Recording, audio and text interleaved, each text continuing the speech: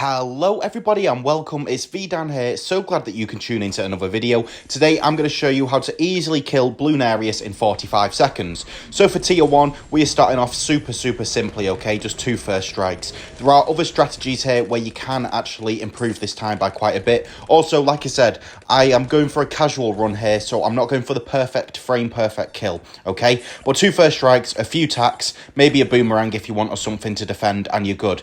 In the meantime, I'm going to start preparing a overclock, okay? Progressing forward with some easy 500k tier 2 farming, what we're going to do is we're going to spam loads of 204 marketplaces in range of our monkey city that we got for T1, okay? So I will show a video of how to make about 70k for tier 1, so stay tuned for that.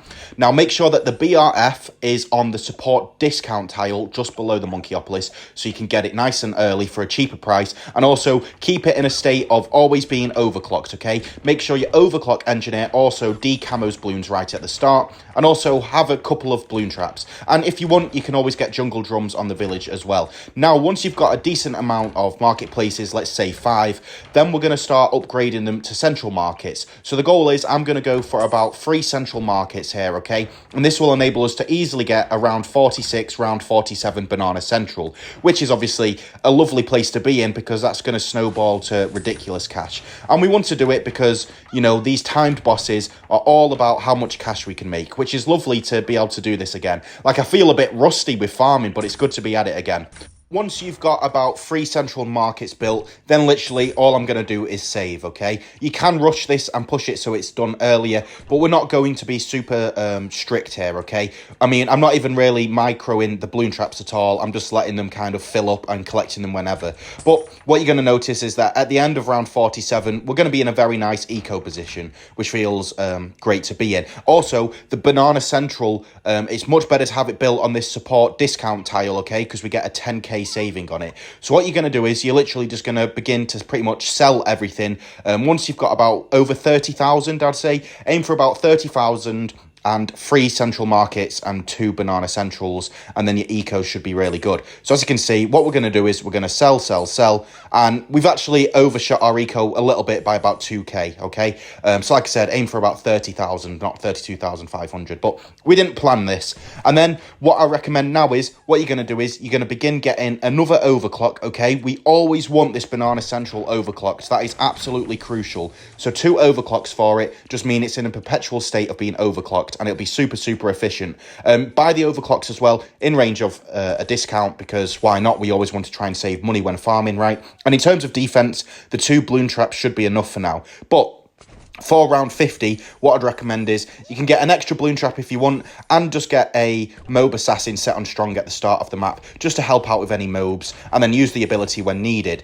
And basically, the idea that we want to follow is that we get a BRF overclock kind of pattern, okay? So as you can see, I got a BRF in the top left, and then I begin prepping another overclock. Having the BRFs always overclock is essential to maximize your farming, okay? Now, also, be wary of the banana central. Don't lose the overclocks on that, okay? Because that's where the big money's going to be. But what I'd also recommend is, so I got 4 201s to start off with, okay, with the BRFs. Instead, I'd recommend to actually get 402s. So 402s, pretty much across the board. You want basically the increased sellback price, since we are not really going to be selling with a boat. But saying that, then I decided, you know what, I'm actually going to get a special poperations. So what I did was, once I maxed out the top of the screen and had a good amount of overclocks, you know, we basically have 1 more overclock than we do farm. Then I got a special poperations with a favored trades to it. Now, what you'll see is that my T2 kill is a bit of a shot in the dark, but we have perma-brewed spike storms in range of a support temple. Then we have homeland cripple, debuffs, and 4 first strikes. Okay, now you do not need these 4 first strikes. Look at the damage the spike storms did. Instead, I'd recommend just do a big spike storm spam, okay? Then moving forward with our farming, basically I'm going to keep the temple. What we're going to do is I'm going to get a huge Monkeyopolis straight away. Now, my placement of my temple was shocking because it's actually blocked off a farming location, but we're going to roll with it, okay? So what you're going to do is overclock this village, and then we're going to get a nice big Monkeyopolis, and now we'll begin to get our banana central on this square, okay? We don't want to lose a farm to the Monkeyopolis, so we get the Monkeyopolis first. I don't know if that's optimal. But to me, it just made logical sense. Since we had so much eco anyway, why not get a decent-sized Monkeyopolis straight away, okay? And then, of course, what you're going to do is you're going to follow getting as many kind of overclocks as you can. Then you can go and get your Wall Street if you want. You can get a Monkey Economics if you want. And then basically do what you want to eke out some money. What I would recommend as well is that the special populations should be doing most of the pops for you. And then all we're going to do is save up until we can get a degree 20 engigon, okay? Get it at the end of round 77, so the start of round 78. And what I did was I placed an ice monkey at the top left of the screen, as you can see, near my submarine. And that's where I'm going to place all the sentries on that little patch of water. It just felt safe to do. I'm not sure if you needed to do it, but I think it's a good bet. And then all we're going to do is, for tier 3, do an engigon cell. So you put down one turret, that causes one to automatically explode, and then you sell the engigon, and you're good.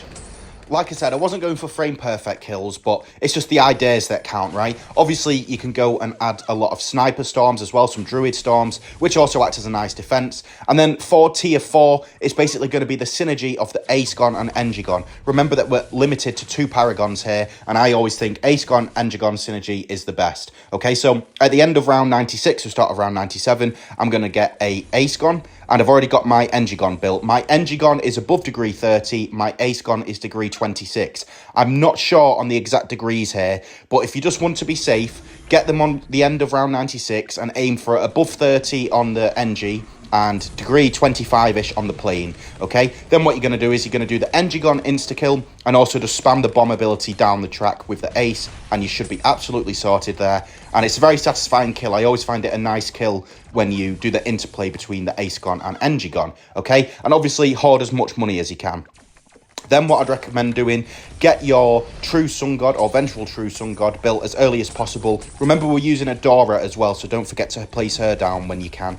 And what I'd recommend doing is, if you can, just Ultra Boost it as soon as you can. Let's get it to Ultra Boost level 10. That's always going to add a nice bit of extra damage to the overall boss fight in Tier 5. And Tier 5 is the differentiator here, okay? So make sure you've got a Dora and make sure you've got the Vengeful True Sun God. Now what I'm going to do is, I've got my acegon and engigon built, both above degree 30. Then I went for about 18 or 19 Spike Storms. And then obviously have Permabrew, a couple Sun Avatars, and that's pretty much it. Maybe a Druid as well, and all the debuffs. And this should be, you know, the casual way to approach it. You don't need some super fancy strategy.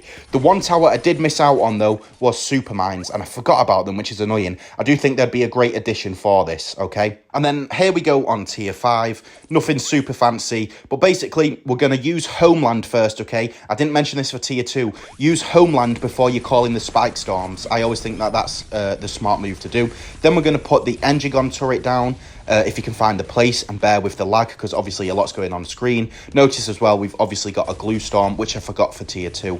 Then we're going to sell the Ice Monkey or the engigon, whichever you can find. I found the Ice Monkey first, but what I'd recommend doing is sell it once it's about just past the final skull. Now also, make sure that you've used Adora's sacrificial ability, which I'm not sure if I did it first time round there, so I could have lost a few seconds or something, but it's okay.